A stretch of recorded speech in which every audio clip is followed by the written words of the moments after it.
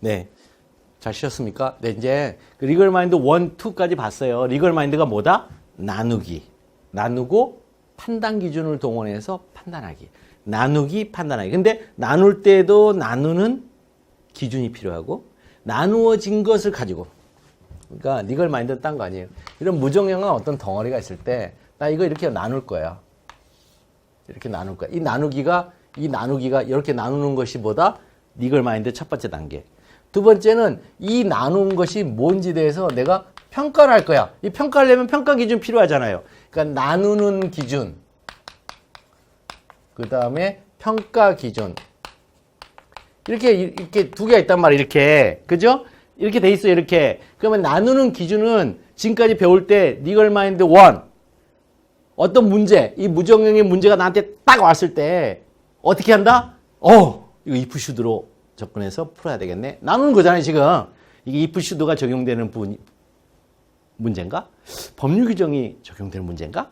의의를 가지고 써야 될 문제인가? 이렇게 의의는 제도니까 어떤 제도, 그러니까 if should도 아니고 법률 규정도 아닌 소송법상의 제도, 쟁송법상의 제도 가지고 써야 이거 풀어야 되는 문제인가? 이게 딱 나눈단 말이에요. 그리고 나누고 나서 이제 평가를 해야죠. 평가를 해야죠. 이 평가할 때 어떻게 해요? 문제 되는 것과 문제가 안 되는 걸로 평가를 해야 될 거 아니에요. 근데 문제 된다 안 된다는 뭘로 접속어를 뭘로 한다? 설문상. 이건 설문상. 요거는 이와 관련하여 이 접속어를 가지고 쓴다고요. 설문상 특별히 문제될 만한 사정이 엿보이지 않는다 이렇게 쓰는 것이고 여기는 이와 관련하여 문제된다 이렇게 쓰면 된단 말이에요. 여기까지가 리걸 마인드 1, 2예요.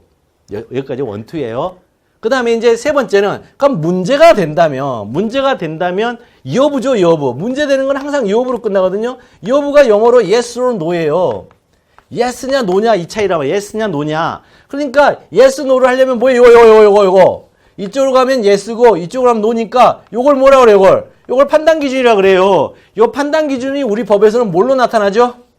판례요, 판례. 그래서 판례에 오는 게 그렇게 중요하단 말입니다. 여기 와서 여부 판단을 못해요. 판례가 없으면. 여러분들이 판례를 외우질 않으면 이 여부 판단을 못한다고요. 그러니까 판례를 못 외우면 어떻게 해야 돼요? 학설 가지고 막 얼기설기 짜내서 써내야 된단 말이죠. 그럼 원래 빵점을 줘야 되거든요. 근데 그렇게 안 줘요.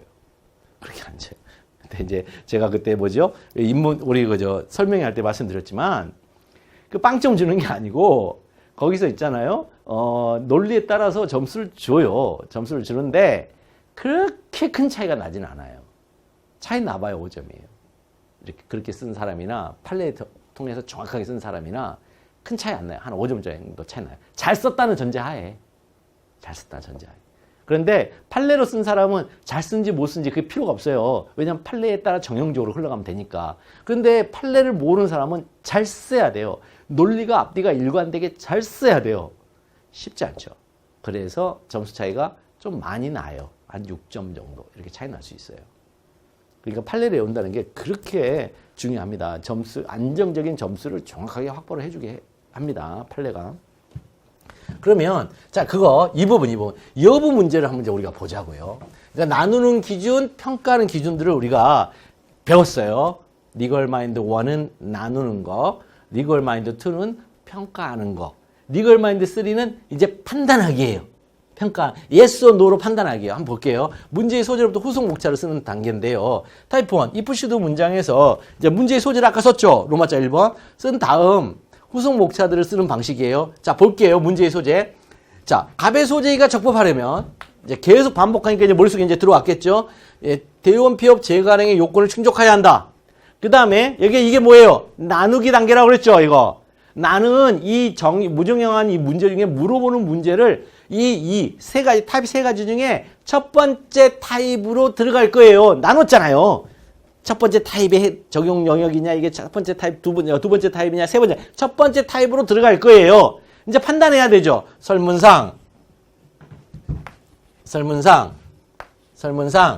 그 다음에, 설문상 봤더니 그 자체로 인정되는 게 명백하고 특별히 문제될 만한 사정이 엿보이지 않아서 판단 안 할 거예요. 그런데 이와 관련 땡땡 처분이 취소의 대상이 처분인지 문제되네요. 아, 요것만 판단할게요. 그럼 이어가잖아요. 취소의 대상인 처분인지 문제된다. 근데 제가 아까 누누이 말했지만 논리의 연쇄, 논리, 로직의 연쇄적인 연쇄성 혹은 이제 컨지스턴시라서 일관성 이런 걸 말하는데 그거를 확보하는 장치가 뭐라고요? 표현 바꾸지 않기라고 했잖아요. 바디 부분의 표현은 그대로 끌고 가게 했잖아요. 바디가 이거잖아요. 그래서 바디 부분 그대로 끌고 가고 문제된다만 여부로 바꿔주면 됩니다. 이게 다음 목차가 이렇게 바꿔주면 돼요. 쉽죠? 어렵지 않죠 이거? 다음 목차가 이렇게 바꿔준다는 거. 여러분 이 인문 강의 진짜 많이 들으세요. 한 번 더 말씀드리지만 인문 강의 진짜 많이 들으세요. 인문 강의만 제대로 들으시면 여러분 공부 있잖아요. 공부가 약 20%가 줄어들어 버려요. 여러분 책을 보실 때 이 서랍 만들어진 서랍에다가 이거 어디다 쓰지 이만? 안 봐도 돼요. 근데 야 요건 서랍에다 넣어야 될 말 같은데? 문장 같은데? 그럼 그거 외우셔야 돼요.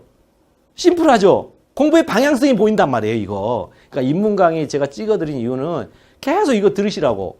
이거 들으시면 여러분들 모든 과목들이 다 이런 기본적인 심플한 아이디어 위에 서 있어요. 공부를 이렇게 하는 거예요, 원래. 그러니까 진짜 신이당부해요. 계속 들으세요. 자, 그래서 두 번째 타입은 뭐냐면 법률 규정의 문제의 소재를 쓴다 후수 목차 쓰기죠. 아까 봤으니까 한번 볼게요. 그대로 한번 봐볼게요. 법률 규정과 문제의 소재. 자, 법률 규정 쓸 거예요, 교수님. 그러니 제가 이 문제를 풀이하는 데 있어서 제대로 법률 규정을 적시해서 썼다면, 제시했다면 가산점 주세요. 했더니 취소의 대상의 처분 여부는 19조하고 2조 1항 2로 딱 제시를 했어요. 당연히 플러스 1점. 심지어 기분 좋아. 어떤 게 플러스 2점. 내부 채점 기준표에 적혀져 있다니까요. 법률을 적시하면 반드시 가산점을 주세요. 아시겠죠? 제가 문제 출제도 많이 했고 채점을 많이 했기 때문에 그래요. 그러니까 안단 말이에요. 있단 말이에요. 그게 교수님들 사이에서 약속되어져 있는 가산 규정들이라는 게 몇 개가 있어요. 근데 그거 쓰셔야 돼요. 꼭 반드시. 안 쓰면 안 돼. 여러분들. 사정 판결 같은 것도 배우셨죠? 사정 판결에서 안 쓰면 안 되는 게 뭐죠? 처분청의 신청이 없어도 사정 판결이 가능할까?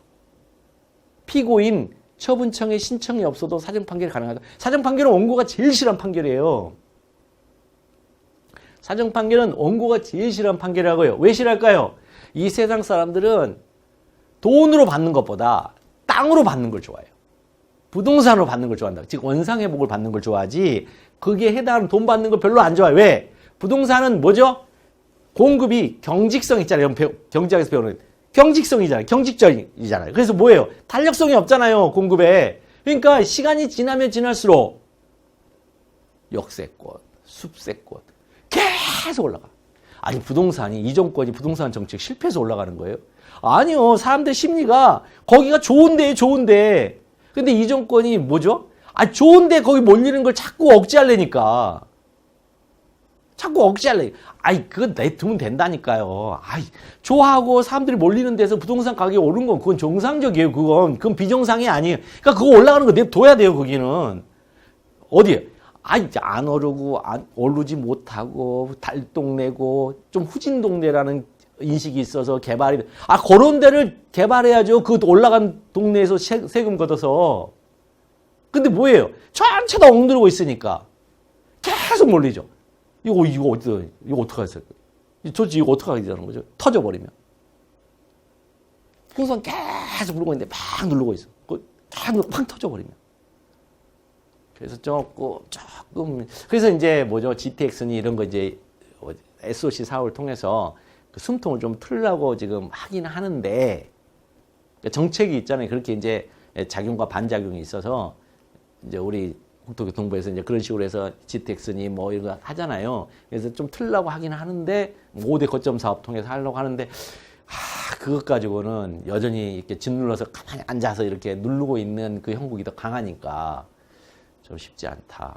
그런 생각이 들어요. 왜냐하면 이 경제는 심리예요. 경제는 이성이 아니에요. 합리가 아니에요. 사람의 심리예요. 심리이기 때문에 참 쉽지 않다. 그런 생각을 합니다. 어쨌든요. 자, 이렇게요. 그래서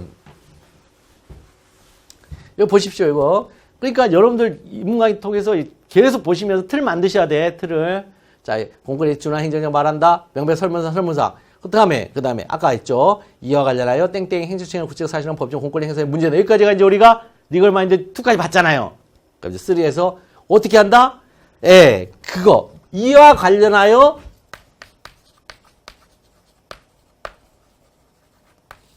인지 문제된다. 아까 했잖아요. 공권력 행사에 문제된다. 그러면 절대로 표현을 바꿔서는 안 되는 바디 부분이 이 바디 부분이. 그러니까 여러분들이 답안을 쓸 때 이 바디를 여러분들이 만들 수 있어요. 괜찮아. 만들어도. 저하고 똑같이 안 써도 돼요. 근데 법률 규정은 만들면 안 되고. 어쨌든 뭐 시험장 갔더니 도무지 생각이 안 나. 그럼 여러분 만들었어. 어떤 바디를. 이 바디를 만들었단 말이에요. 표현을. 그럼 이 바디 표현 만든 거 그때 목차가 진행될 때 바꾸면 안 돼요. 바꾸면 안 된다고요. 이제 원래 동어 반복을 싫어한다. 이건 에세이 쓰는 방식이에요. 에세이는 동어 반복을 싫어해요. 그쵸? 앞에 나왔던 그 단어를 그대로 쓰는 걸 싫어해요. 왜 그럴까요? 세상에 이거 하나만 보더라도 이쪽에서 보는 게 있고 이쪽에서 볼 수도 있고 이쪽에서 보기도 하고 여기서 보고 여기서 보잖아요. 보는 시점들이 다 다르죠. 프로스펙티브 이렇게 얘기하는데 이 보는 시점들이 다 다르죠. 퍼스펙티브라고 그러나. 그죠? 이 보는 시점들이 다르잖아요. 이 보는 시점이 다르기 때문에 같은 것을 얘기할 때 이쪽 보는 단어로 했으면 이쪽에 보는 단어로 쓰라는 거예요, 뒤에. 그래서 뭐예요? 이 전체 모습을 다 보여줘. 하다 보면 이렇게 왜 우리 진리 사람이 보는 여러분들 지금 보세요. 봐보세요. 여기밖에 안 보이잖아요. 이 뒷부분 안 보이잖아요. 그렇죠? 그러니까 이렇게 돌려가면서 봐야 될 거 아니에요. 그렇죠? 인간이 이제 뭐지 이거? 에? 인간이라는 게 그렇게 돼 있단 말이에요. 그렇게. 그죠? 인간이 그렇게 돼 있으니까 돌려가면서 봐야 된단 말이에요. 그러니까 돌려가면서 보는 그것을 보이는 방식으로 쓸 때 동어 반복을 피해서 쓴단 말입니다. 그런데 법은 그러지 않아요. 그 다음에 여러분들 쓰시는 논술형 과목 있죠? 그렇게 안 써요. 에세이만 그렇게 써요. 에세이가, 여러분들 에세이 쓰는 게 아니잖아요. 논술을 하는 거예요. 논술. 논리적으로 상대방을 설득하려는 글을 제시하는 거잖아요. 근데 상대방을 설득하려면 어떻게 설득해야 돼요? 상대방이 알아듣는 용어로 설득을 해야 되잖아요. 그죠? 상대방이 알아듣는 용어가 뭐예요? 그 교수님이 쓴 그 단어죠. 아시겠죠? 그러니까 법도 마찬가지. 이렇게. 그래서 행사인지 문제된다. 그 다음에 공권 행사인지. 그래서 이 바디가 여기서부터 여기까지 바디. 이 바디는 절대 바꾸면 안 돼요, 여러분들이. 법집행으로서의 공권력 행사인지 바디. 그 다음에 문제된다만 여부로 바꿔주면 된단 말이에요. 여러분들이 그러니까 이 바디 부분을 여러분들 스스로 쓰다가 어떻게 하다가 그냥 만들었어. 그럼 그 뒷부분에 그 바디 그대로 끌고 와서 여러분 쓰셔야 돼. 그래야 좋은 평가를 받아요. 그래야 잘 쓰는 사람하고 나와의 점수 차이가 3, 4점밖에 안 된다고요. 그래야지. 그렇게 써야지. 근데 뒤에 가서 여기서 내가 모르고 썼어. 이 부분은 이제는 이렇게 한번 표현 바꿔서 좀 어쨌든 막 이렇게 쓰다 보면 어느 하나 걸려들겠지. 그렇게 쓰는 게 아니라고요. 논술은 그게 아니에요. 그러니까 이렇게 꼭 쓰시는 걸 꼭 기억을 하세요. 그 다음에 원고적 교육 영구적 인정될 수 있는 문제도 이것도 마찬가지. 교수님, 저 원고적 교육에 관한 법률 규정 아는지 한번 봐주세요. 행정법 12조 제1문, 맞죠? 가산점 주세요. 문제의 소재 쓸 때, 설문상, 나 이건 검토 안 할게요. 왜? 아까도 얘기했지만 육하 원칙에 입각해서 설문을 제시해 줘야 되니까 문제 되는 것으로만 제시를 해야 된단 말이에요. 육하 원칙이 깨지잖아요? 출제 오류란 말이에요. 출제 오류 그 자체가. 그러니까 출제 오류를 피하면서 문제를 내려고 하다 보니까 절대로 검토를 못하는 지점들이 나와요. 재소기간 절대 시험 문제 못 내요. 낼 때는 뭘로 내느냐? 반드시 여러분들 배우셨어. 수정되는 원처 분설이니 이런 거. 그런 것과 같이 뭐예요? 버무려서 낼 수밖에 없어요. 단독으로 못 낸다고요. 육하 원칙에 기간만 나오는 육하 원칙이 세상에 어디 있어요? 그렇죠? 그러니까 여러분들 가만히 생각해봐. 여러분들이 글 쓰는 상식적인 글쓰기 내에서 도대체 어떤 게 시험 문제 나올 수 있을까? 뻔한단 말이에요. 뻔하다. 그 다음에 그래서 이와 관련하여 첫째, 법률사기 경우에 법률의 범위가 문제된다. 둘째, 갑이 땡땡 처분에 취소로 갈 법률사기 있는 자인지 문제된다. 여기도 마찬가지. 여기도 법률상 이기면 법률의 범위가 문제된다 했으니까 법률의 범위까지 바디밖에 없어, 거기는. 그러니까 바디만 쓰는 이제 아주 특수한 이런 목차. 그 다음에 여기서부터 여기까지 인지까지가 갑이, 인지. 이게 바디. 그 다음에 문제된다만 여부로. 이렇게 바꿔주면 돼요. 쉽죠? 쉽죠? 요거를 외워놓으면 이제 여러분들은 뭘 외워야 돼? 요 부분. 요 부분에다 쓸 내용을, 여부분에 쓸 내용을 저하고 수업을 통해서 외우셔야 돼. 그 다음에 또 범위상 있는 자인지 여부도, 요거는 뭐예요? 판단 기준, 판례를 외우셔야 돼. 그 다음에 사안포 수업을 하는 방식을 외우셔야 돼. 글 쓰는 방법을 훈련해야 되고, 외우고, 글 쓰는 방식을 훈련하고. 이렇게 하는 거예요, 이렇게. 여기서. 그러니까 여기까지 외우는 데까지가 이제 GS 1기, GS 2기 가면 이렇게 쓰는 방법을 이제 열심히 훈련하는 거예요. 그러면 이제 60점 중후반이 나오죠. 밑 떨어질 리가 없어요. 60점 밑으로 떨어질 리가 없어요. 이렇게 써서. 그 다음, 땡땡 처분 취소 인용 판결 후에 동일한 처분이 가능한지 검토하시고, 이것도 마찬가지. 법률 규정과 문제의 소재, 아까 했지만 설문상, 자, 여기까지 법률 규정 그대로, 에 의하면 해가지고 보고 베끼고, 설문상 해서, 또 설문상에서 문제되지 않는다는 걸 빼버리고, 이와 관련하여, 첫째, 제3조의 법적 성질이 문제된다. 둘째, 인지 문제된다. 그래서 성질 이 문제된다. 이렇게 끝날 때하고 인지 문제된다로 끝날 때가 있죠. 그럼 이 상태로 이때는 뭐에 바디만 빼오면 되죠. 2번. 행정소법 제3조의 법적 성질. 그러니까 첫째가 어디로 가는 거예요? 로마자 2번으로 가잖아요. 둘째는요. 둘째는 로마자 3번으로 가고요. 쉽죠? 사례형 쓰는 게 어렵지가 않다고요. 어렵지가 않아요. 그러면 정말 정직한 답안이라서 요걸 모르면 이건 모르겠죠. 요거를 평상시에 공부를 안 해놓으면 이 밑에 이거 안 나오겠죠. 이 목차들. 네, 그게 이제 정직한 답안이 돼요. 자, 그래서 여기서 문제는 땡땡 처분이 판결 시에 다시 행한 이전의 신청에 대한 처분이 문제된다. 그럼 바디 그대로 내려오죠. 처분인지까지 해놓고 문제된다만 여부 이렇게 바꿔진단 말이에요. 아시겠죠? 예, 어렵지 않습니다. 이렇게 쉽습니다. 행정쟁송법 답안 작성법이 이렇게 쉽습니다. 그래서 이 답안 작성법을 아시면 이 답안 작성법에 따라서 그 지점에다가 들어갈 내용만 열심히 공부하셔서 집어넣기 훈련만 열심히 하시면 돼요. 평상시에 열심히 하시면 돼요. 그래서 행정쟁송법은 이 회사생활 하시는 분들도 병행할 수가 있어요. 이 공부는 그렇게 어려운 공부가 아니에요. 근데 제일 어려워하죠. 그거는 어려워하는 이유가 있어요. 어렵게 가르쳐서 그래요. 어렵게 가르쳐서 그렇습니다. 탑 3, 의의에서도 마찬가지죠. 문제의 소재를 쓴 다음에 후속 목차를 쓰는 거 한번 보면 처분사 추가 변경의 의의와 문제의 소재. 교수님, 처분사 추가 가능한지 검토.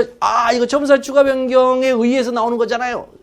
이렇게 딱 교수님한테 한번 쳐주고 의의와 문제의 소재. 의의를 딱 외워서 의의는 여러분들이 외우셔야 되니까 의의를 딱 외워가지고 여기다 딱 배치를 하고 그 다음에 의의일 때는 설문상이라는 접수가 필요가 없어. 이와 관련한 접수가 바로 나와. 딱 이 규칙을 머릿속에서 기억을 하고 리걸 마인드 2에 의해서 그 다음에 첫째 인지 문제된다. 둘째 인지 문제된다. 그러면은 인지 여부 이렇게 쓰면 되잖아요. 그냥 그죠? 그래서 2번 처분사의 추가 변경 인정되는지 문제된다 해서 인정되는지 여부. 허용되는 범위 내에 있는지 문제된다. 허용되는 범위 내에 있는지 여부 이렇게. 근데 지금 당장은 이제 입문 강의 들으실 때 왜 이렇게 이 글들이 이렇게 꼭 써져야 되는지 그거는 제가 이제 설명을 못 해줘요. 왜냐하면 이건 기본 강의가 되니까. 근데 입문 강의에서 이렇게 쓴다는 것만 여러분들한테 결론적인 거. 그러니까 답안의 결론적인 모습만 계속해서 지금 소개시켜 드리고 있는 거예요. 그러니까 결론을 먼저 알고 이제 역으로 와서 내용을 아시면 되는 거예요. 그렇죠? 우리가 축구 경기라든가 이런 거 있잖아요. 결론을 먼저 알고 재방송을 보잖아요. 재방송을 볼 때도 가슴이 두근두근대고 막 욕하잖아요. 사실은 재방송인데 이미 끝난 사건인데 와 이렇게 하면서 막 요거만 융두문자 써가면서 패스를 저기서 왜 졌다 일어나냐면서 왜 안 빼 감독 근데 알고 보니까 이미 엊그저께 했던 경기예요. 이제 와서 그거 보면서 빼내만해 뭐 그런 얘기 할 필요가 뭐가 있어요. 그러니까 그런 거예요. 근데 그러면서도 우리가 이제 스릴감 있고 현장에 있는 것처럼 이렇게 하잖아요. 마찬가지예요. 행정법도 결론을 먼저 알고 거기다 뭔가를 넣어야 된다. 근데 그 결론을 아는 가운데서 이런 표현들이 왜 나왔는지 도대체 모르겠다. 나는 이런 표현이 왜 나왔는지를 모르겠다. 그거는 지금 궁금하셔봐야 뭐 소용이 없다니까요. 그건 뭐예요? 직접 봐야 돼, 중계방송을. 그러니까 직접 이제 그거는 내용, 강의에서 한단 말이죠, 그걸. 왜 그렇게 되는지. 그러면 이제 이해가 되시겠죠. 이해가 되면 어떻게 되죠? 인문 강의 통해서 궁금증 가졌던 게 풀리면 이 궁금증 가졌던 이 표현이 시험장 갈 때까지 머릿속에서 장기 기억 저장장치로 이동하면서 쭉 가게 된단 말입니다. 아시겠죠? 자, 제가 누누이 말씀드리지만 2차 시험은 암기 테스트, 암기력 테스트. 암기력 테스트인데 제가 이제 신림동에서 학생들을 가르칠 때 천재들도 있어요. 천재들. 그러니까 시험 볼 때 천재들은 어떤 천재들이냐면 책을 딱 보잖아요. 그럼 책이 냄새가 난대. 그래서. 그런 친구도 봤어요, 저는. 심지어 수학과 친구인데 그 친구는 숫자에서 냄새를 맡는다네. 풍미가 있대요. 일자는 선생님 좀 짜요. 이자는 좀 단 느낌이 뭐 이런 거 여러분 그런 얘기 하는 친구들 본 적 있어요? 자, 별의별 친구들 다 만나는데 신림동에서 그렇게 얘기를 해요. 또 어떤 친구는 딱 주잖아요. 그러면 책이 딱 보잖아요. 그러면 책 전체가 있잖아요. 글이 우리는 글로 있잖아요. 그 전체가 그림으로 들어오는 거예요. 그냥 이렇게. 막 1년 만에 그냥 1년 만에 그거 어렵다는 사법고시 합격해서 나오고 10,000페이지 봐야 되거든요. 거의. 근데 쫙쫙 그림. 시험장 가면 이제 그 그림을 그리는 거예요. 걔는 거기. 근데 걔는 그림을 그리는데 우리 눈에는 글씨로 나오는 거예요. 그런 애도 봤어요. 여러분들한테 그런 거 기대 안 하는 거예요. 우리는 너무나 평범한 소시민이고 정말 일상인들이잖아요. 일반인의 시가 일반인이 아니에요. 일상인이죠. 일상의 생활을 영위하는. 그런 일상인들은 뭐 해야 돼요? 계속 들어야 돼. 계속 들어서 어떻게 한다? 기억의 길이를 자꾸 늘려야 돼요. 우리는 계속 망각하거든요. 그러니까 기억의 길이를 계속 늘리는 방법은 오로지 한 길밖에 없어요. 계속 보는 거예요. 계속 읽고 계속 보는 거예요. 그 누적적 복습을 하라고 저는 계속 강조하고 있는데 항상 볼 때마다 1페이지부터 보는 거예요. 1페이지부터. 계속 이렇게 보는 거예요. 아니 강제적으로 일부러 암기할 필요가 없다니까요, 여러분. 그냥 계속 읽다 보면 뭐가 생겨? 리듬감이 생겨요. 그 글에 리듬감이 생겨. 그럼 리듬감 따라서 계속 넘기다 보면 어느샌가 그 리듬이 내 몸에 내 리듬으로 딱 들어오잖아요. 그럼 글이 그냥 외워져요, 그게. 근데 그 리듬감이 생긴다를 우리 선현들이 말씀하셨어. 독서백편 의자연이라고. 그 리듬감이 생기시면 돼. 그러니까 얼마나 많이 읽으셔야 돼. 그 리듬감이 여러분들의 그 본인의 리듬으로 이게 딱 안착이 되려면 정말 책 많이 읽으셔야 돼요. 이렇게 자료들 드리면 이것은 외우셔야 됩니다. 그러면 거기서 외우란 얘기가 아니에요. 제가 이건 외우셔야 돼요. 그러면 열심히 계속 보세요. 그런 뜻이에요.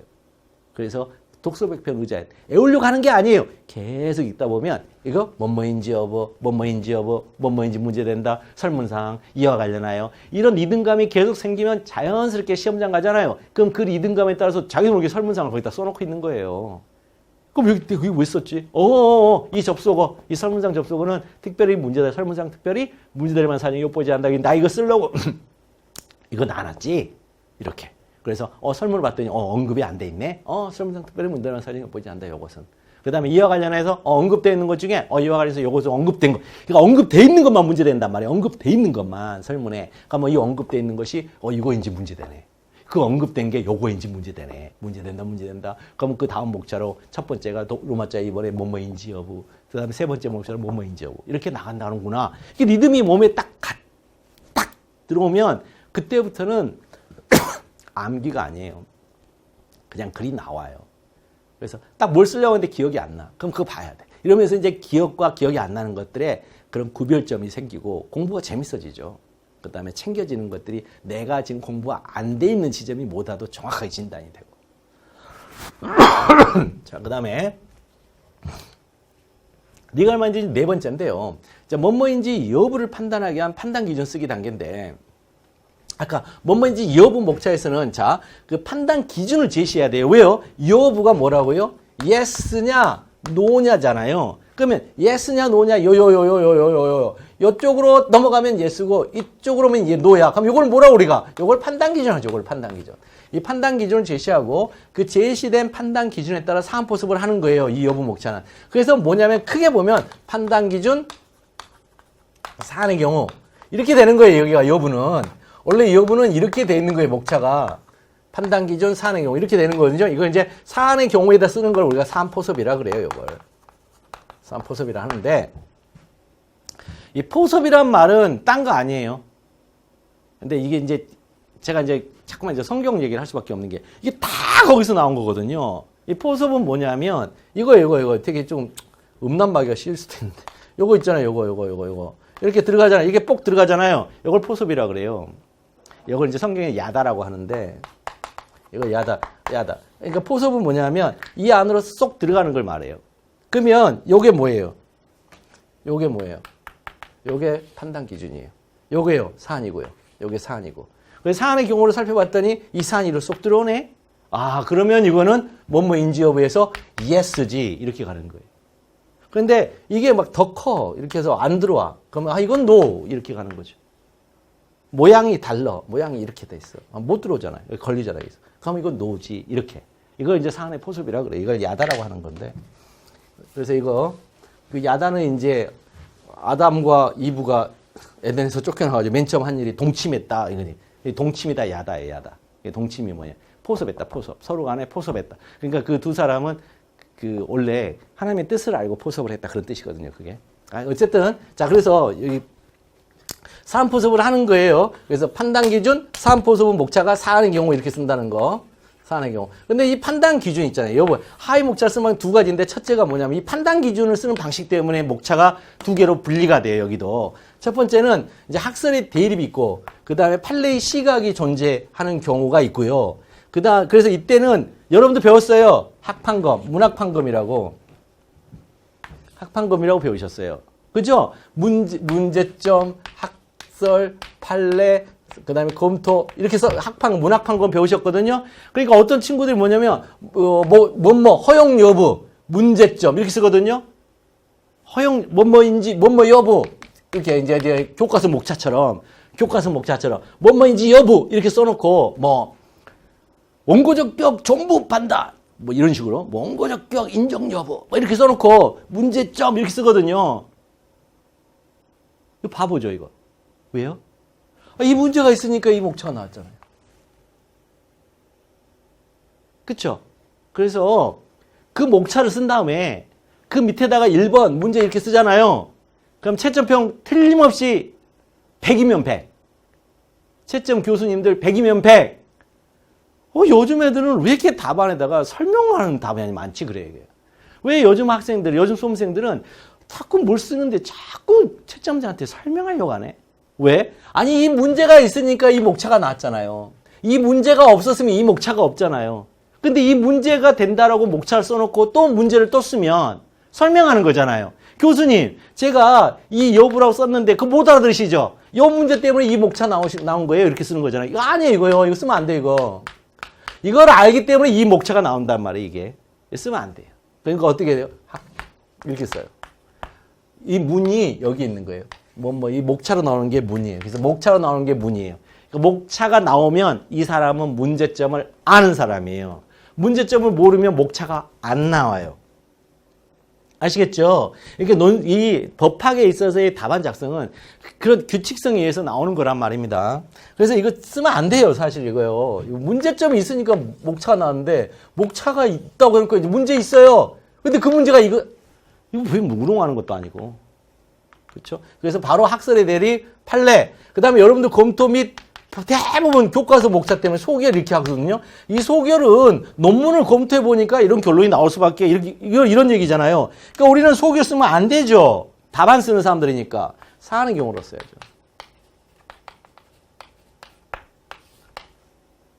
네? 소결을 쓰면 안 되죠. 사안의 경우로 써야죠. 답안을 지금 쓰고 있잖아요. 그래서 학자들의 학설의 대립을 써주고 그다음에 판례의 태도를 써주고 검토는 반드시 타당하다라고 검토하죠.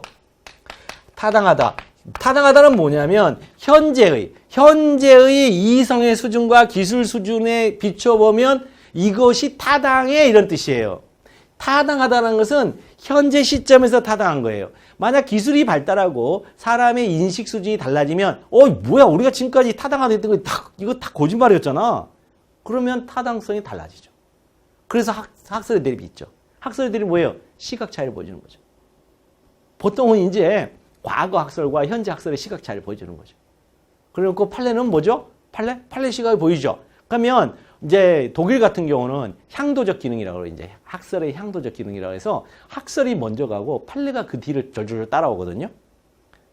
이제 일반적으로 그렇게 평가를 해요. 향도적 기능이라고. 여러분 향도가 누군지 아시죠? 기준 하면 기준을 중심으로 사유 정도로 해쳐봐요. 하면 확 가서 막 요즘도 그런 거 하는지 모르겠는데. 그 다음에 이제 제식 훈련할 때 이제 사유 정도로 막 가다가 자로 각 하면은 그 사유 정도로 이렇게 가다가 자로 각 하면 얘는 계속 제자리 걸으면서 이렇게 뛰고 얘네들이 막 이렇게 하면서 이렇게 돌아가잖아요. 그죠? 얘가 기준 역할, 얘가 이걸 향도라 그래요. 이걸 향도.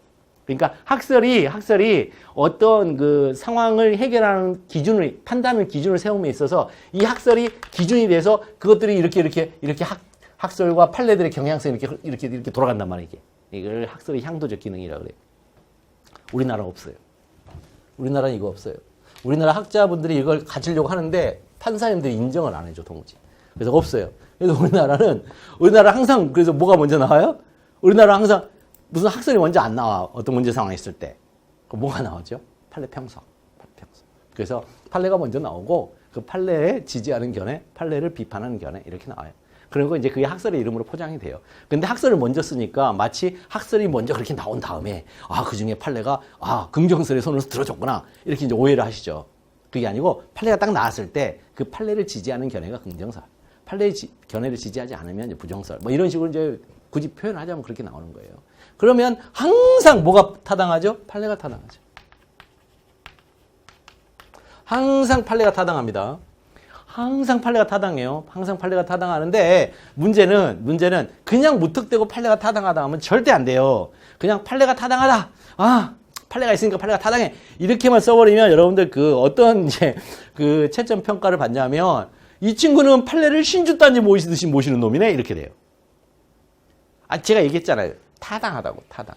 그러면 판례가 타당하다면 판례가 타당하다고 한 근거가 있을 거 아니에요. 그렇죠? 판례가 타당하다고 한 근거가 있을 거 아니에요. 그 근거를 뭘로 쓰느냐? 판례를 지지하는 견해가 얘기하는 근거를 가지고 쓰시면 돼요.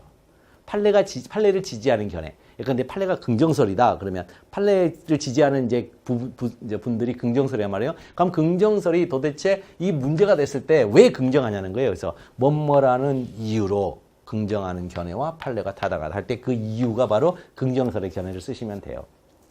그렇게 쓰시면 돼요. 그러면 그걸 신주단지 모시한다. 그걸 탈피할 수가 있어요. 판례. 그 다음에 항상 뭐라고 했어요? 말이 하나하나 있을 때마다 다 받아서 뭐 하라고요? 쓰라고 그랬죠. 수학이니까. 이거 놓치면 안 되겠죠. 그럼 미세에 해당하는 접속어 필요하겠죠. 따라서. 그 다음에 사안의 경우 포섭해 주면죠. 사안의 경우 땡땡은. 따라서 땡땡은 이 판례에 따라서 뭐뭐가 된다. 뭐뭐가 안 된다. 이렇게 쓰시면 되는 거죠. 이렇게. 됐죠? 하나도 어렵지 않습니다. 그 다음에 두 번째 이제 판단 기준은 뭐냐면 학설하고 판례가 있잖아요. 학설하고 판례가 일치해요. 그걸 통설이라 하거든요. 그럼 통설과 판례가 일치하죠. 그러면 뭐뭐인지 볼 때 첫 번째 그냥 판례의 태도라고 쓰시면 돼요. 그거는 판례의 태도라고 쓰면 학판권 필요 없어요. 이건 판례의 태도 사안의 경우 바로 이렇게 들어가면 돼요. 그러면 교수님들이 아세요. 이 판례의 태도만 쓰는 이유를 아세요. 이건 통설이니까 이렇게 썼구나라고. 판례 태도에 대해서 이견이 없단 말이에요. 통설과 판례인 경우에는 판례 태도에 대해서 이견이 없다는 거예요. 학자분들이. 그런데 학설에 대립이 있다. 이 말은 학설이 대립하고 있는데 그중에 왜 싸워? 야 긍정설이 맞아. 판례가 손들어. 그런 개념이 아니고 판례가 나왔는데 거기에 대해서 판례를 지지하는 분과 판례의 비판적 견해를 가지신 분들이 평석을 내놓는단 말입니다. 그럼 평석을 내놨을 때 그때 학설의 대립, 판례 태도 이렇게 나가는 거고 여기는 판례가 나왔을 때 오 잘했어 우쭈쭈 칭찬하는 학설밖에 없더라. 그럼 그냥 판례 태도 사는 거 이렇게 쓰시면 된단 말이에요. 자 그렇게 두 가지 경우가 있어요. 여기 쉽죠? 굉장히 쉽습니다. 답안수는 이 규칙성만 알면 정말 쉬운 문제예요. 쉬운 답안이에요. 그리고 쉬운 과목이에요. 자 그래서 판례 일치한 이 경우에는 하위 목적의 설정 방식은 판례의 태도 사안의 경우에요. 그래서 하나씩 한번 보면 이렇게 되는 거예요. 이제 지금까지 했던 것을 지금까지 legal mind 1, legal mind 2, legal mind 3, 이제 legal mind 4까지 하는데 자 한번 쭉 그러면 지금까지 해왔던 걸 다시 한번 이제 뭐 넣어보자고요. 꾸러미에다가 그럼 첫 번째 타입 1 뭐뭐인지 여부를 판단하기 위한 판단의 사안포섭 쓰기. 자, 갑의 소재가 적법한지 검토하시오 했을 때 첫 번째 목차가 뭐라고요? 로마자 1번 문제의 소재. 한번 써볼게요. 갑의 소재가 적법하려면 처음으로는 추송의 대상으로 원고적격, 피고적격, 협의소액, 재소경, 관할법원, 행정심판의 전치된 요건을 충족해야 한다. 자, 그 다음 목차. 그 다음 접속은 뭐? 설문상.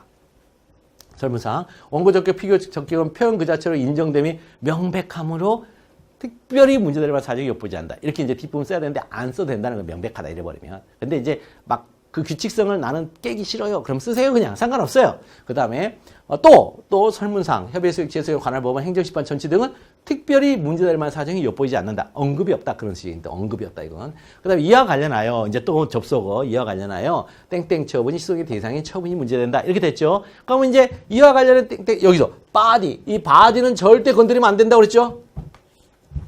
그대로 내려오죠. 로마자 2번. 땡땡 처분이 취소의 대상의 처분인지 문제된다만 여부로 바꿔주고. 그죠? 그러면 1번 다시 이거 대상의 처분이 1번이 뭐예요? 법률 규정과 문제의 소재죠 이거. 그렇죠? 그러니까 시험 문제에서 이렇게 크게 물어볼 때도 있고 요걸 잘라서 시험 문제 낼 때도 있어요. 그때는 이게 이제 로마자 1번으로 가는 거고 지금은 큰 문제 속에서 작은 논점으로 이제 하나의 부속 논점으로 들어가니까 로마자 2번에 아랍의 숫자 1번으로 나온 거예요 목차가. 좀 차이가 있죠. 자, 이런 것들이 이제 응용성이죠. 자, 그래서 들어가 보면 법률 규정 그대로 19조와 2조 1항 1호 보고 그냥 애의하면하고 보고 베껴서 쭉 보고 베낀단 말이에요. 보고 베끼고 나서 설문상 그다음에 또 설문상 이렇게 해서 이제 설문상 문제되지 않는 걸 다 빼주고 마지막 이와 관련하여 땡땡이 행정청에 행하는 구체적 사실은 법적 공권력 행사인지 문제된다. 이렇게 됐단 말이에요. 그럼 그다음 목차가 뭘까요? 2번이죠. 아랍에서 2번 뭐예요? 뭐 바디를 절대 건드리면 안 된다고 그랬잖아요. 그래서 바디 건드리지 말고 땡땡이 행정청의 구체적 사실은 법적 공권력 행사인지 문제된다만 여부로. 그래서 문제된지 여부. 공권력 행사인지 여부. 그러면 여기서는 뭘 써요? 학판검을 쓰죠. 여러분들 이제 배우시는데 실체법적 처분개념설, 쟁송법적 처분개념설 학설에 대해 써주고 판례의 태도 써주면 되는데 판례가 두 개가 있어요. 실체법적 처분개념설에 입각한 판례가 있고 쟁송법적 처분개념설에 입각한 판례 판단기준이 두 개가 있어요. 두 개가 있어요. 그런데 실제법 처분개념설에 입각한 판례가 거의 99.9%. 그 다음에 쟁송법적 처분개념설에 기초한 판단 기준이 0.1%. 그러니까 우리 판례는 뭐다? 이론설에 기초한 판례라고 그래요. 교수님들이 이론설에 기초한 판례다. 이론설에 기초했다는 얘기니까 기초만 좀 확장형도 있을 수 있겠다. 여러분들 머릿속에 기억되겠죠? 그게 바로 이원설에 기초한 판례예요. 그러니까 이론설이 바로 실체법 처분개념설이고 이원설이 쟁송법적 처분개념설인데 이론설에 기초한 판례가 타당하다예요. 따라서 땡땡은 뭐뭐다. 이렇게 이제 검토하시면 돼요. 그런데 이원설에 기초할 때가 있어요. 이원설에 그때는 그 판례를 써주고 이원설의 근거를 쓰면서 이원설의 예외적으로 이원설의 태도를 취한 판례가 타당하다 이런 식으로 쓰시면 돼요. 거기서 그러면서 따라서 이렇게 한다. 그건 이제 그때 가서 배운 거. 이건 뭐예요? 사안포수를 쓰는 방법 1번이죠. 1번 방법이 학판검. 문제 소재 쓰면 안 된다고 여기다가 그죠? 문학판검을 쓰는 거 아니에요 여기. 이게 문제란 말이에요. 이게 문제 상황이란 말이에요. 이 목차가. 그러니까 문학판검이 문학판검이지 이거 써놓고 1번 문제점, 2번 학설이 이렇게 쓰는 거 아니란 말이에요. 그 다음 이치소송의 대상 처분 이제 이거 금방 봤던 거니까 1번 이거 로마자 1번 이제 이거 안으로 들어갔던 것이 밖으로 꺼내서 교수님들이 한 이제 25점으로 물어볼 때 그럴 때 이제 이렇게 쓰는 거죠.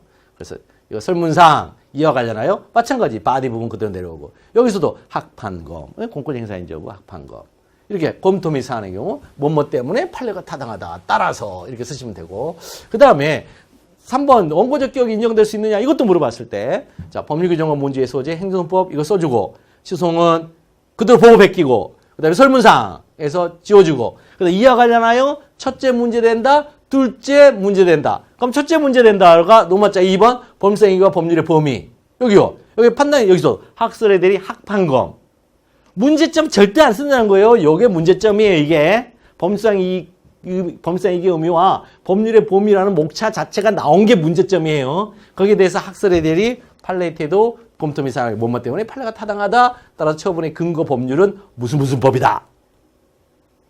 응? 아까 법률의 범위가 목차였으니까. 그 다음에 갑이 땡땡 처분의 취소로 범상이 있는 자 여기까지가 바디 부분이었으니까 바디는 건드리지 말고 인지 여부. 판단기준 사안포섭을 쓰는 방식으로는 여기는 뭐예요? 여기는 학설의 대립이 없어요.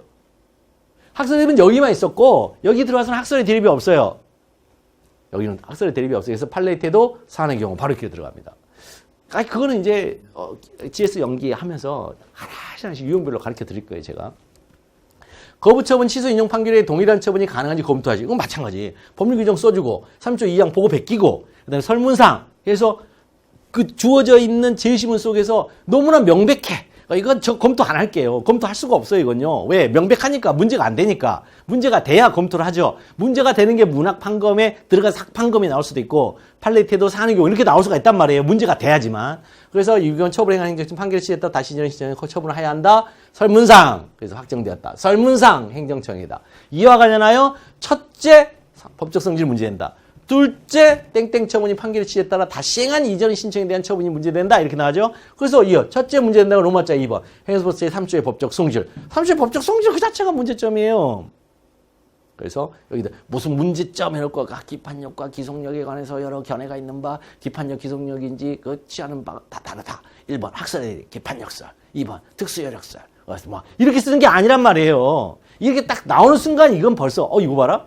기판력과 기속력 얘기를 하겠는데 벌써 하는 거죠. 그래서 학설의 대립, 그 다음에 판례태도, 검토 및 학판검, 뭐뭐 때문에 판례가 타당하다. 따라서 행정소법 제30조의 법적 성질은 특수한 효력이다. 판결, 그러니까 처분청에게 판결의 효력이 미치게 하는 특수한 효력이다. 이렇게 쓰시면 되겠죠.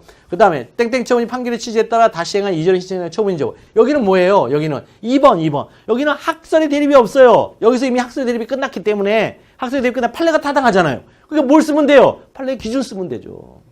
그 판례 기준 써서 판례태도 사는 경우. 쉽죠? 어렵지 않죠?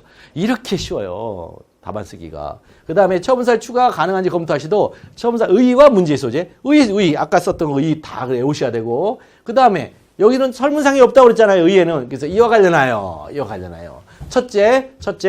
교과서에 쓰여져 있는 목차가 2개가 있어요. 인정 여부, 허용 범위 내에 있는 허용 범위. 인정 여부, 그 다음에 처분사의 추가 변경, 허용 범위. 이렇게 2개가 돼 있거든요. 그걸 목차로 쓰는 거예요. 여기서. 이와 관련하여 인정되는지 문제된다. 둘째, 허용되는 범위 내에 있는지 문제된다. 그러면 이 표현, 이 바디는 절대 건드리지 말라고 했죠. 인지까지는.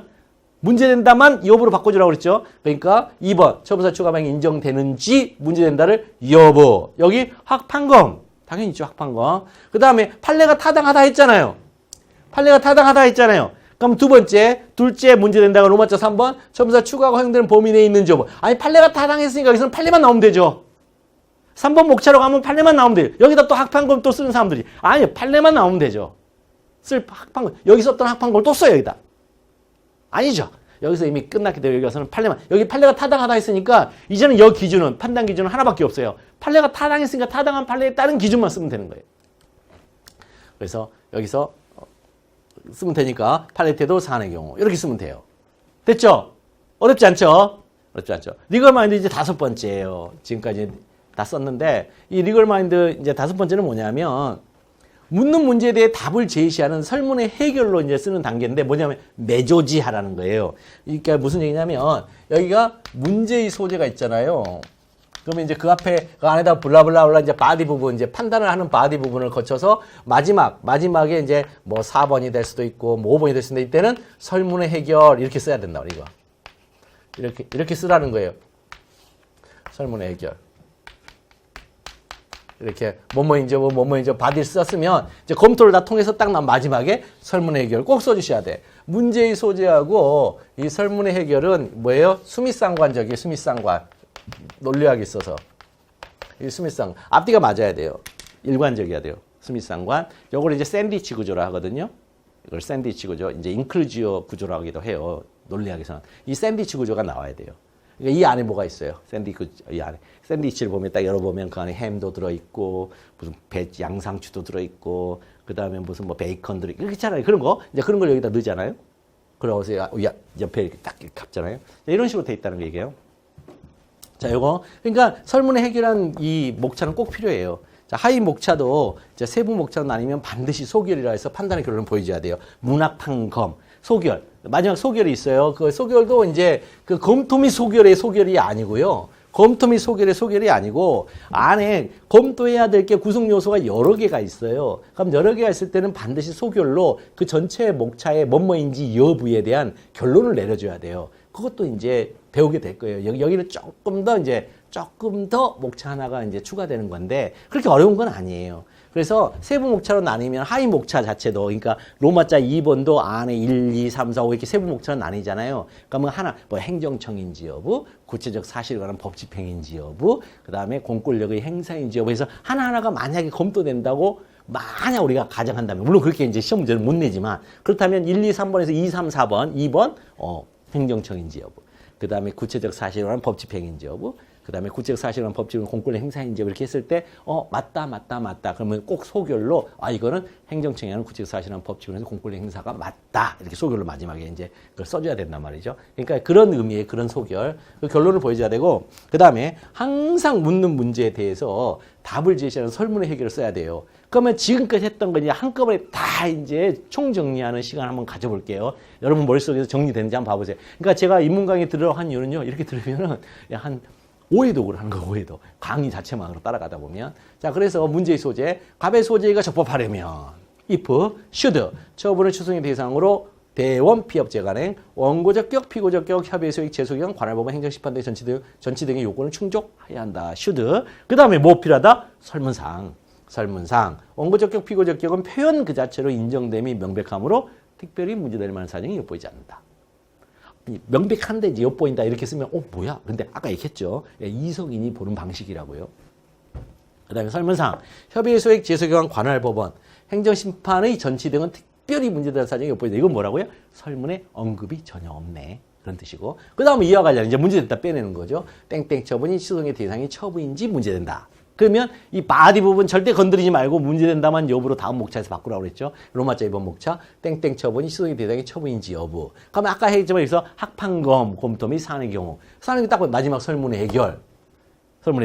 결국은 다른 건 다 문제 안 되는데 뭐만 문제돼? 요거 시소의 대상이 처분인지만 문제되는데 여기서 처분인지 여부 봤더니 처분이 맞네? 그러면 설문 해결 뭐 써야 된다고요? 설문 뭐? 요새 갑의 소재기는 적법하다. 답을 써줘야 답을 물어보는 문제에 대한 답을 써야죠. 기꺼이 검토해놓고 설문 해결 안 쓰고 있죠. 설문 해결 갑의 소재 취소의 제기는 적법하다. 물어보는 게 그거였으니까 if 물어보는 게 그거였으니까. 그다음에 여기 취소의 대상인 처분인지 검토하시오. 그럼 설문 해결은 뭐겠어요? 취소의 대상인 처분이다. 취소의 대상인 처분이 아니다. 이렇게 써야 될 거 아니에요. 그래서 법률 규정과 문제의 소재. 그다음 행정소법 19조 법률 규정 그대로 쓰고. 그다음에 뭐가 필요하다고요? 설문상. 그다음 뭐 필요해요? 이와 관련하여. 그래서 바디 부분 땡땡의 행정청은 구체적 사실은 법칙은 공권력 행사인지 문제된다서 공권력 행사인지가까지가 바디 문제된다만 리테일 꼬리 그럼 꼬리 부분만 바꿔주라는 거죠. 그래서 행정청이 행하는 구체적 사실은 법집행은 공권력 행사인지 바디 꼬리 부분만 문제된다 여부로 바꿔주죠. 그럼 이 안에서 이제 아까 얘기했었죠. 학판검 학설의 대리 판례의 태도 검토 및 사안의 경우 그래서 공권력 행사 맞다. 그럼 설문 해결이 뭐라고요? 요거였죠. 설문 해결이 취소소송의 대상인 처분인지 검토하시오. 묻는 문제에 대한 답을 해줘야죠. 땡땡은 취소소송의 대상인 처분이다. 설문 해결. 이걸 놓치는 분들이 그렇게 많다니까요. 기껏 해놓고. 무슨 얘기야? 기껏 수학적으로 풀이해놓고 마지막에 숫자 하나 안 쓰는 거죠. 그죠? 막 y는 fx는 뭐 x제곱 플러스 4x 플러스 뭐 20 뭐 8인데 뭐 다음 중에 x는 뭐 얼마인가. 막 풀이 다 써놨어. 함수의 관계에 따라서. 그리고 마지막에 답 2와 4 뭐 이렇게 하면 안 썼어요. 설문 해결 안 썼어요. 그러면 다 점수 주나요? 풀이 과정 있으면 점수 주나요? 안 줘요. 안 줘야 마땅해요. 그런데 이제 워낙 불쌍하니까 주긴 하거든요. 안 줘요. 자, 그 다음에 이거 가백의 원고적 기억이 인정될 수 있는 검토하시오. 마찬가지 법률규정 문제소재 법률규정 12조 제1문에 의하면 하고 쭉 써주고 그 다음에 설문상 그 다음에 이와 관련하여 그 다음 바디 부분. 첫째, 법률성의 의미와 법률의 범위가 문제된다. 바디는 어디까지? 범위까지. 그러면 여기는 인지 여부가 안 되잖아요. 그러니까 그대로 빼는. 그 표현 그대로 그 다음 목차에 쓰면 돼요. 그래서 학판검.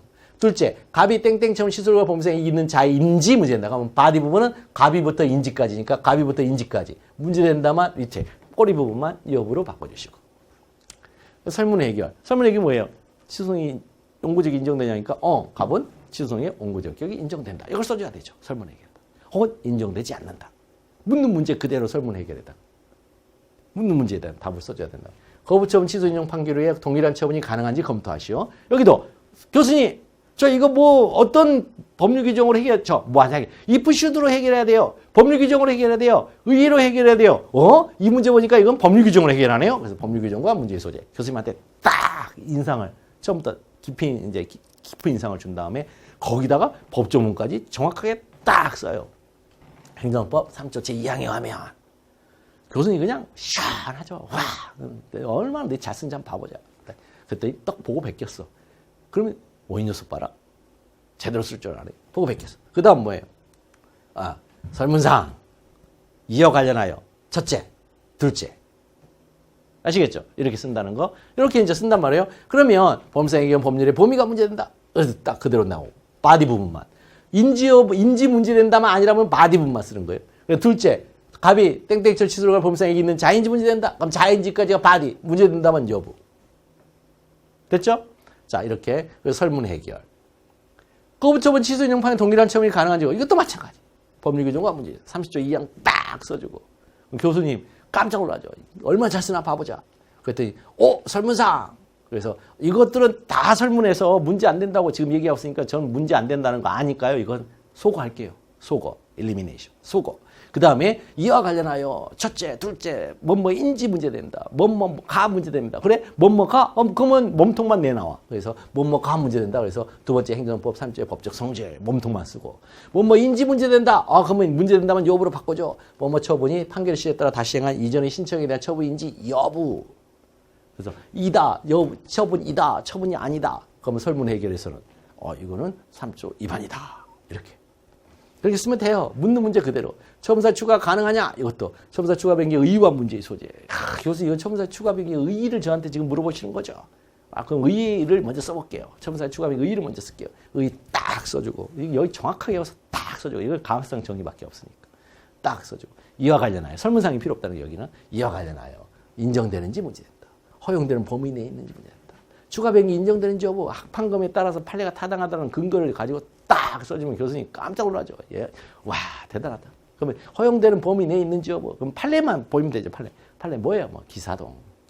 기본적으로 기사동 쓴 다음에 이건 기본적으로 사실관계 동일성이 있다. 그러면 인정. 동일성이 없네. 그러면 이거는 처분 변경으로 가야 돼. 소변경으로 가야 될 사항이지 처분사의 추가 변경으로 할 수가 없다. 이렇게 딱 써주고. 설문 해결 된다 안 된다. 물어보는 문제에 대해서 된다 안 된다. 이렇게 하시면 되겠어요. 자, 결론적으로요. 행정쟁송법 사례형 답안 작성 방법은 이 5개의 리걸 마인드가 드러나게 쓰는 거예요. 이걸 드러나게 쓰는 거예요. 그래서 답안 작성 연습을 열심히 하셔야 돼. 2차 공부는 눈으로 하는 게 아니에요. 이 손가락에다가 암기하는 거예요. 손가락에다가 암기하는 과정이에요.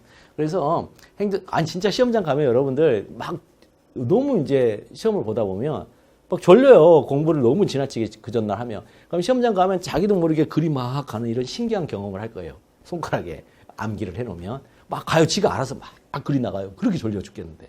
자, 그 다음에 행정소송법은 총 46개 조문으로 이루어져 있어요. 행정심판법은 소송법이 있잖아요. 그걸 살짝 비튼 거에 불과해요. 그래서 46개 조문으로 구성되어 있으면 그 중에서도 9조부터 34조까지는 정확하게 취소소송에 적용되는 규정이죠.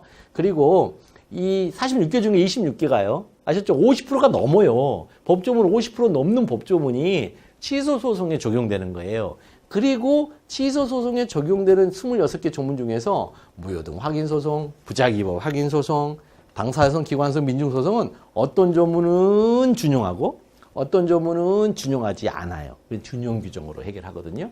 준용이 뭔지도 이제 가르쳐 드릴게요. 이거 어려운 말 아니에요, 절대로. 그래서 따라서 수험생은 취소소송 제도의 각 문제 상황에 대한 글쓰기부터 이 2차 답안 글쓰기, 쟁송법 2차 답안 글쓰기 공부를 시작해야 돼요. 근데 취소소송 제도는 3국면으로 이루어져 있어요. 제가 누누이 말씀드렸죠. 답안 작성은 누구의 시각으로 한다? 판사. 그러니까 3국면으로 이루어져 있거든요. 그래서 첫째는 본안전 심사를 누가 해요? 판사가. 소송 요건을 판사가 직권으로 조사하는 단계. 둘째는 본안에서 판사가 심리하고 판단을 판사가. 근데 우리 쟁송법에서는 판단 과정을 못 내요. 시험 문제에서. 처분이 실체법적으로 위법하냐를 못 낸다고요. 그거는 실체법적으로 위법하다고 아예 전제하고 낼 수밖에 없어요. 그건 뒤에 가서 가르쳐 줄게요. 그러니까 이게 준회절형이라고 흔히 배우시는데 여러분들 너무 과하게 배우셔. 주체상하자, 절차상하자, 내용상하자, 형식상하자 이거 있잖아요. 그거는 우리 쟁송법에서는 못 배워요. 그건 쟁송법의 문제가 아니에요. 문제가 아니에요. 우리는 심리까지 배워요. 그 다음에 본안에서는 이제 심판이라 하거든요. 심판은 두 글자의 합성어예요. 심리 플러스 판단. 근데 심리는 배우는데 판단은 우리가 아니에요. 우리 쟁송법 영역이 아니에요. 그거는 쟁송법이 아니고 행정실체법 영역이에요. 그래서 그 부분이에요. 그래서 여기서는 판사가 직권으로 이제 또 직권으로 조사하고 직권으로 심리 판단도 심지어 그래서 직권심리주의라고 26조에 있단 말이에요. 그 다음에 세 번째는 이 심리하고 판단한 결과를 이제 판결의 형식으로 외부로 표시를 하죠. 그죠? 판결의 형식, 사정 판결도 배우시고 이제 하는데 거기는 또 우리 쟁송법 영역이에요. 그래서 그거 그 단계 따라서 소음적 물음이 가능한 이 취소소송 제도의 이 문제 상황은 첫째 소송 요건 심사하는 것과 조사하는 그러니까 소송 요건을 심사하는 것과 두 번째는 본안에서 심리하는 것과 이제 판단하는 거 행정법 27조 재량처분의 통제 파트 있거든요. 요 그거 빼고 그래서 그거 그다음에 판결 이렇게 세 단계에서 가능해요. 이 묻는 문제 자체가 이 세 단계를 벗어나지를 않아요. 이 세 단계를 벗어나질 않아요. 진짜 쉬워요. 진짜 쉬워요. 정말 심플해요. 너무 깊이 있게 들어갈 것도 없어요. 과해요. 그 다음에 가르치는 게 너무 과할 필요도 없어요. 그냥 어떤 부분은 당연히 안다는 전제로 푸는 거예요. 아니 세상에 여러분들 TV를 보는다고 생각하시면 돼요. 비유적으로. 여러분 TV 볼 때 딱 9번 틀면 KBS 나오고 7번 틀면 KBS 2 나오고 5번 틀면 SBS 나오잖아요. 11번 틀면 MBC 나오고 그런데 이 11번을 틀었더니 왜 KBS가 안 나오지 이거? 도대체 어떤 방식으로 리모컨이 작동하고 디스플레이가 어떤 방식으로 신호를 이렇게 끌어오기 때문에 이거 어떻게 이 회로가 어떻게 되는 거야? 알 필요 없잖아요. 알 필요 없잖아요. 그냥 이용만 할 수 있으면 되잖아요. 법이 그래요, 법이. 우리 쟁송법에서도 실체법적 영역은 그냥 그런 게 있겠거니. 그런 게 있겠거니. 그 다음에 그런 게 있다는 걸 전제로 하고 그 다음 논의를 하는 거예요, 우리는. 근데 그게 이해가 안 된다고 해서 그 다음 논의를 못 한다고 착각하고 그 다음에 그 부분 때문에 내가 시험에 떨어졌어라고 오해하시는 분들이 있단 말이에요. 그거 절대 아니에요. 거기는 당연하게 그게 있다고 그걸 뭐라 하냐면 이제 블랙박스 처리라 그래요. 사회과학에서도 블랙박스로 처리되는 지점이 굉장히 많다고요. 그 안에서 뭐가 어떻게 진행되는지 모르겠어. 근데 어쨌든 그 박스가 있으니까 그 박스가 있다는 것을 인지할 수 있겠어. 그러면 그 박스가 있다는 걸 아예 전제하고 그 다음 논의해. 이걸 경제학에서는 K상수라 그래요. K상수 처리하는 거예요. 근데 이제 과학기술이 발달하면 그 K상수를 열어보죠. 열어서 보니까 이 부분들은 나눌 수 있어. 근데 여전히 야야 이거는 암흑세계인데 그럼 거기 다시 또 밀봉하죠. 또 K상수 처리야. 이렇게. 그래서 지금 현재 이론이라는 게 그렇게 완벽한 이론이 없습니다. 현재 인간 세상에 있는 이론이 완벽한 게 없어요. 그렇기 때문에 조금씩 변화해 가야 된다. 당연히 그래서 나이 들면 이 혁명적인 사고가 이렇게 보수적인 사고로 가게 돼 있어요. 이렇게 조금씩 변화시키는 걸로. 경로전성이라는 어려운 말이 있는데 어쨌든 그런 건 잊어버리셔도 되고 어쨌든 이 세 국면에서 가능해요. 아셨죠? 그 다음에 실체법적 영역은 뭐 한다? 블랙박스 처리돼서 마치 우리가 그 안다고 전제하고 몰라 사실 모르는데 안다고 전제하고 나하고 관계없어 그거. 그 다음 논의부터 하면 된다. 그렇게 생각하시면 돼요. 그걸 어떤 식으로 이제 기출문제에서 사례로 낼지 우리가 한번 고민해 보자고요. 또 기출문제 있으니까 그거 보면서 이런 식으로 문제를 내면은 그 다음 논의를 이렇게 물어볼 수 있구나. 아시겠죠? 그게 이제 보통 어디서 하면 기속력 판결에서 많이 나와요. 그런 판단이. 자, 부단한 행정쟁송법 답안 작성 연습을 통해서 이 5개 리걸 마인드를 온전히 자신의 것으로 채워. 뭐하라? 리듬감 있게. 그러니까 계속 읽으시는 게 중요해. 계속 읽으시는. 그걸 억지로 암기하려고 하면 절대 암기 안 돼. 그냥 그 리듬감 있게, 이거 할 때는 설문상, 이럴 때는 이와 관련하여, 그 다음에, 바디는 이렇게 처리하니까, 바디 가지고 와서 뭐뭐인지, 뭐뭐인지 문제된다. 뭐뭐인지까지 바디, 여부 아래 들어서는 학판검, 여기는 학판검인데 그 다음 논의로 가려면, 그럼 판례가 타당했으니까 판례 태도만 외워서 여기다 배열하면 되겠네. 이런 리듬을 계속 가지고 가시면 돼. 그러면 자연스럽게 답안 작성법이 잘 것이 돼요. 그러니까 글을 쓰다 보니까, 이거 봐라, 뭐뭐인지 여부인데, 뭐야. 이거 학판검을 쓰는지, 팔레트를 쓰는지 도무지 모르겠네. 그럼 공부하셔야죠. 그 부분이 안 돼 있다는 거 아니까. 그래서 딱 공부했더니, 여기는 학판검 쓰는 거였네. 학판검에서 판례가 타당하다? 그럼 당연히 그 다음에 판례 태도를 외우셔야죠. 그래야 그 다음에 논의 판단 기준에서 판례의 대도 사는 경우를 쓸 수 있으니까. 이런 리듬감이 생기는 거예요. 자연스럽게 머릿속에서. 어디까지 공부해야 되고 그 다음에 뭘 공부해야 되는지도 본인 스스로가 챙겨갈 수 있단 말이에요. 이 리듬감이 생기면. 억지로 올라가지 마세요. 절대로. 그래서 네가 온전히 자신을 체화하면 당연히 행정법에서 이 행정쟁성법에서 이 고득점이 그렇게 어려운 게 아니에요. 행정쟁성법 고득점은 주려고 하는 거예요. 사실은. 이런 규칙성만 알면 자연스럽게 고득점이 나오게 돼 있습니다. 다른 사람들이 그렇게 안 쓸 거니까. 안 쓸 거니까. 저하고 같이 공부하신 분들만 이렇게 쓰실 것이니까 당연히 고득점이 나옵니다. 왜? 아니 막 교수님한테 미치도록 지금 강요하고 있잖아요. 법률규정 썼단 말이에요. 의 썼단 말이에요. 판례 정확하게 외워서 지금 판단 기준 지금 제시하고 있잖아요. 교수님 주세요. 주세요. 안 줄 수가 없어요. 진짜 안 줄 수가 없어요. 제가 가르치는 학생들 자기 대학교 와가지고 최고다원 서울대 행대 엄청 냈다고 자랑하고 막 그래요. 아 당연하죠. 당연하죠. 왜? 제가 그때 설명회 때 말씀드렸잖아요. 법답안은 최고의 법답안은 이미 주어져 있다고요. 어디요? 판결이라고 주어져 있잖아요. 대법원 판례라고 주어져 있잖아요. 판결 전문이 주어져 있잖아요. 근데 우리가 그 판결 전문을 쓸 수는 없잖아요. 수험생이니까. 그러니까 그 중에 몇 개, 진짜 그 판결 전문 중에 한 10%? 그 정도 갖고 우리가 이제 공부하는데 버겁다 하는 거예요. 그럼 도대체 그 판사님들은 도대체 얼마나 버거운 일을 하고 계시는 거예요. 그죠? 제 친구 지금 20년이 넘도록 하루에 4, 5시간밖에 못 잔다는데. 그 행정법원 판사가 더 심해요. 직권심리라 다 봐야 된다고, 사건 기록을. 그 중에 직권심리도 해야 되니까. 심리 미진이면 파기환송당하는 이런 부담감도 있고. 그러니까 그런 것도 있어요. 그러니까 우리 수험생은 판사님들에 비하면 진짜 아무것도 아니에요. 아무것도 아니에요. 그러니까 그 판사님들이 개발한 논리. 제일 최고조에. 그러니까 최고 수준의 논리. 판례가 타당합니다. 판례가 타당합니다. 판례는 실무는 이렇게 처리하는데 학자들은 이렇게 처리해서 이렇게 가야 된다. 그런 건 말도 안 돼요. 판례가 타당해요. 판례가 타당해요. 다만 그 견해를 우리가 경청할 만하다. 경청할 만한 그런 주장들은 또 쓰는 방식이 또 따로 있으니까 그 부분은 응용형으로 이제 답안 작성할 때 좀 더 배우거든요. 심화 과정에서. 자, 그 지점 전까지는 우리는 뭐 해야 된다? 기본형, 베이직 타입을 반드시 자신의 리듬으로 체화시켜 놔야 돼요. 그래야 공부하는데 여러분들이 쉽게 접근하고 그 다음에 고득점하고. 행정쟁성법 때문에 내가 붙었네. 이런 그런 좀 자랑이 있을지 않을까 싶어요. 어쨌든 이 입문 강의 사실은 제 욕심 같아서는 대상 적격이 어떤 식으로 이루어져 있고 논의가 원고 적격 논의가 이런 것을 좀 할까 입문 강의를 고민하다가 아니다.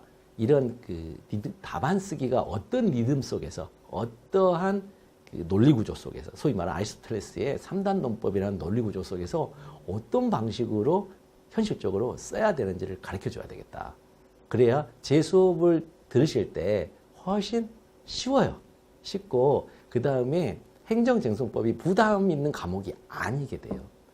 물론 이제 다른 교수님들, 다른 이제 선생님들 강의 들어도 상관없어요. 이 목차, 이 틀을 가지고서 그 교수님들이 전달한 것들을 막 쓰시면 돼요. 최고답은 엄청 많이 나올 거예요. 거기 가서 이렇게 써도. 네, 많이 나왔어요. 그러니까 크게 이게 법이라는 게 뭐 어떤 가르치는 강사마다 이 법이 행정쟁송법 이 법이 있고 어떤 강사 그 말도 안 되잖아요. 제가 늘 얘기했잖아요. 법이라는 것은 나의 외부에 존재하는 객관화된 기준이라고. 그 객관화된 기준을 내 나름대로 해석해버리면 벌써 그 자체로 벌써 오류를 범하고 있는 거예요. 객관화된 기준을 해석하는 주체는 오로지 누구밖에 없다? 이성인 판사님밖에 없어요. 대법원 판례밖에 없어요. 그러니까 대법원 판례가 답이라는 걸 꼭 기억을 하시고 그 판례 입각해서 쓰시는데 그 판례가 왜 타당하냐라는 말은 하셔야 돼. 그것이 뭐다? 그 판례의 근거를 제시해주는 그런 일군의 학자들이 있단 말이에요. 지지하는 학자들. 그 근거 가지고 쓰시면 돼요. 근거 쓰시고 그 다음에 그 판례가 놓치고 있는 지점이 있어요. 놓치고 있는 지점이 있는데 이제 소위 말하는 이제 판례 비판적인 견해들 있잖아요. 근데 그 판례의 비판적인 견해들은 이 판례를 비판하는 게 아니고 그 법률 규정이 미흡하다는 걸 비판하는 거예요. 결론적으로는 뭐 하자는 거예요? 개정하자는 거예요. 개정하자고 하니까 판례의 해석 방식을 바꿔라 그런 비판이 아니에요.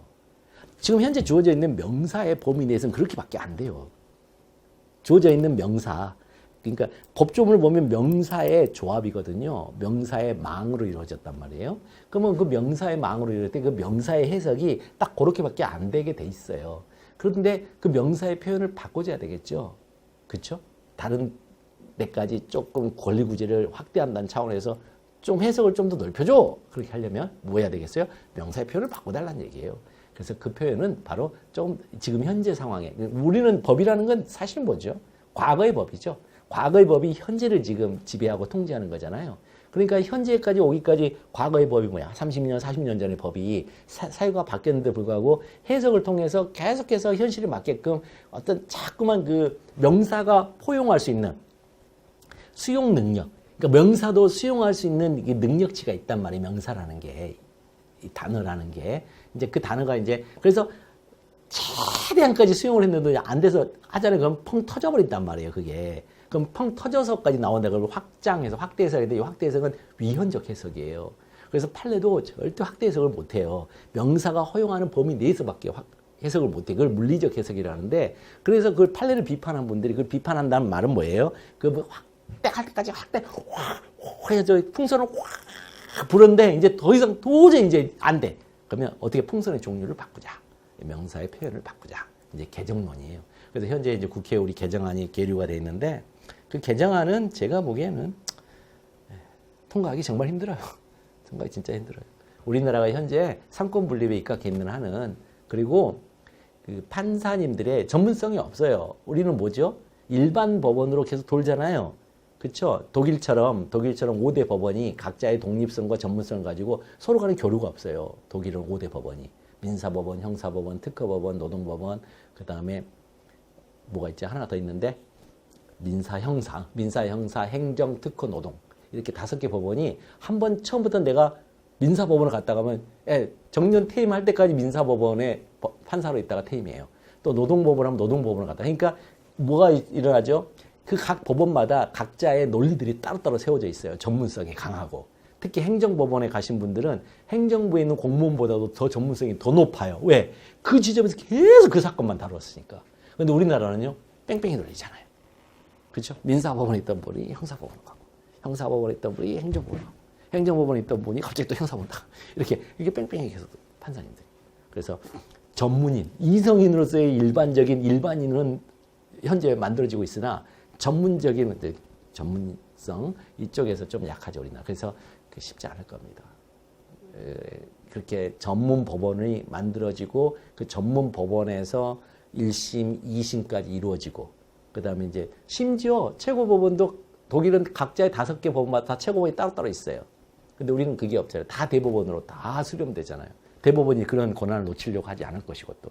그래서 개정안이 통과하기는 참 난망할 거다. 이제 그런 개인적으로 저는 갖고 있어요. 어쨌든, 자, 입문 강의 통해서 여러분들 그 행정법 답안 쓰기 방식 꼭 익혀두세요. 이거는 행정법만 쓰는 방식이 아니에요. 2차 논술형은 다 이런 기본적인 베이직한 심플한 아이디어 위에서 쓰는 것들이 전부 다 뭐예요? 나누기. 나누고 난 다음에 그 나누어진 지점을 평가하기. 그렇죠? 그러면 2차는 다 그렇게 되어 있어요.